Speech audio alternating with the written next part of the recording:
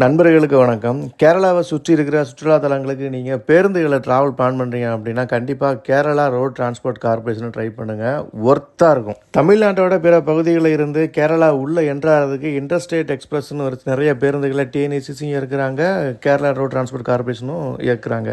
அதில் பெஸ்ட்டு அப்படின்னு பார்த்தீங்கன்னா டிஎன்ஏசிசி நிறைய பேருக்கு பிடிக்கும். ஆனால் கேஎஸ்ஆர்டிசியில் நீங்கள் ஒரு டைம் ட்ராவல் பண்ணி பார்த்தீங்க அப்படின்னா அடுத்த திரும்ப அந்த கேரளா ரோட் டிரான்ஸ்போர்ட் கார்பரேஷன் தான் போவீங்க. ஏன் அப்படின்னா லெக் ஸ்பேஸ் அந்த மாதிரி இருக்கும். ஹில்ஸில் அவங்களோட டிரைவிங் இருக்குது பாருங்கள், அடிச்சிக்கவே முடியாது, பக்காவாக இருக்கும். ஹில்ஸில் வர்ற அந்த பெண்டுலாம் இருக்குது பாருங்கள், அந்த எஸ் பெண்டாக இருந்தாலும் சரி, ஹேர்பின் பெண்டாக இருந்தாலும் சரி, அவங்க அப்படியே ஸ்டேரிங்கை போட்டு சீட்டை விட்டு நகர மாட்டாங்க, அப்படியே போட்டு ஒடிச்சு எடுப்பாங்க பாருங்கள் ஸ்டேரிங்க.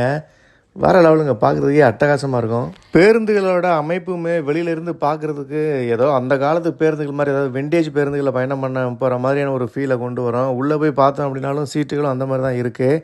ஆனால் பேருந்தோட கண்டிஷன் வேறு லெவல். யாராவது ட்ராவல் பண்ணிங்க அப்படின்னா மறக்காமல் கமெண்ட்டில் சொல்லுங்கள். ரீசெண்டாக நான் குமுளி வரைக்கும் ட்ராவல் பண்ணேன்.